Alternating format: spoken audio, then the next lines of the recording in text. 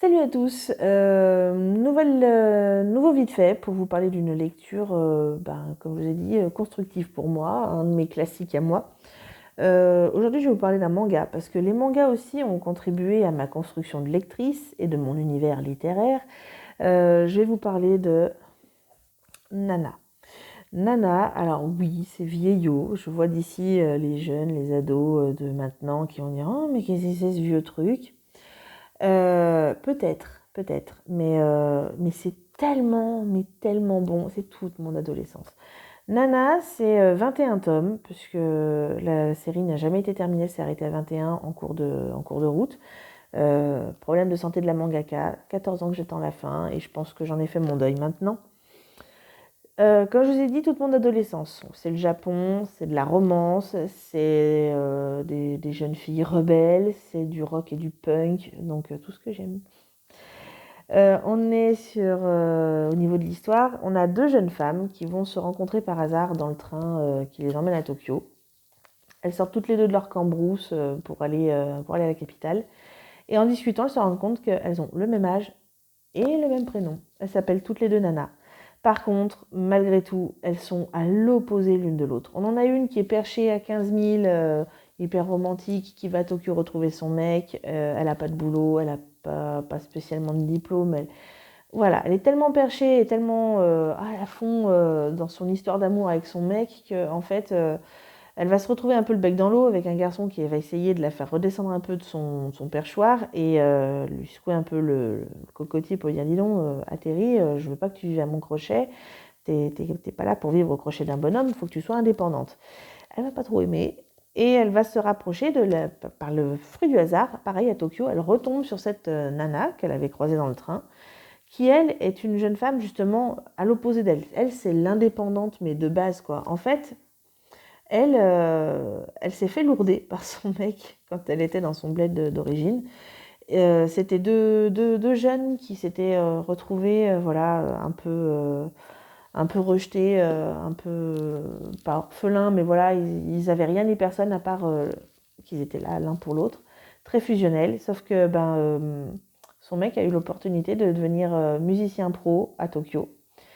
Et il l'a laissé tomber pour suivre son rêve de musique. Et elle, elle est restée dans son village natal et elle attendait le bon moment pour elle aussi arriver dans le monde de la musique. Donc là, elle se sent prête, ça y est, elle monte à Tokyo pour faire de la musique pro. Et les deux, elles vont se retrouver, elles vont se soutenir l'une l'autre. Par le fruit du hasard, elles vont devenir colocataires.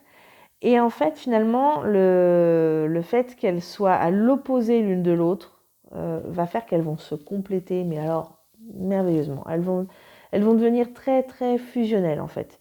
Et peut-être un peu trop, puisque la petite nana, celle qui est très perchée, vous savez, va beaucoup trop se raccrocher à la nana indépendante. Et la nana indépendante va se retrouver finalement presque piégée parce que elle l'aime trop, sa petite nana, en fait, et elle ne s'attendait pas à s'accrocher autant à elle. Voilà, je ne vais pas vous raconter toute l'histoire, il y a beaucoup de rebondissements au niveau des histoires d'amour, parce que du coup, la petite nana, c'est un cœur d'artichaut, elle passe d'une histoire à une autre, parce que ah, lui il est gentil avec moi, il est amoureux de moi, je l'aime. Ah non, finalement ça fait pas, mais du coup lui il est gentil aussi, et puis il m'aime, et puis alors du coup je l'aime. Oh là là, autant je l'adorais et je compatissais avec elle quand j'étais ado parce que j'étais un peu comme elle, j'étais très perchée. Quand on redescend de son perchoir, on se rend compte que ouais, elle est très haut quand même. La grande nana, elle, c'est mon idole, c'est la copine que j'aurais aimé avoir quand j'étais ado, justement. Donc voilà. L'anime existe, et je le trouve de moins bonne qualité que le manga, voilà, parce que les graphismes du manga sont juste sublimes. Comme d'habitude, les animes ne leur rendent pas du tout justice. Un truc qui est hyper bien par contre dans l'anime, et pareil, il y a eu deux adaptations, enfin deux films tirés du manga, c'est la musique. Parce que c'est un manga à l'univers musical très prononcé. Je vous ai dit, on est rock, on est punk. C'est très présent puisque les personnages principaux sont musiciens et jouent et chantent dans les groupes de rock et de punk. L'univers musical est très très très très très finalement, la musique est un personnage en elle-même. Ça fait tout le manga, en fait. Et du coup, dans l'anime et dans les films, la musique est juste géniale. Vous pouvez aller les écouter, d'ailleurs. N'hésitez pas à les regarder sur Internet, sur YouTube, tout ça. Parce qu'il y a des chanteuses japonaises qui se sont éclatées, en fait, à s'imaginer, en fait, dans la peau des personnages du manga. Et qui ont fait les musiques qu'elles imaginaient que les personnages chantaient, en fait. Et c'est juste trop bien, quoi. Voilà, n'hésitez pas à aller jeter un œil, comme je vous ai dit, parce que la musique est tellement, tellement prenante, tellement importante dans l'histoire que ça pourrait peut-être vous donner une idée de l'univers, en fait, et de l'atmosphère du manga. Et puis du coup, ça vous donnera une idée de ce que j'aime aussi. Voilà, si ça vous intéresse, hein.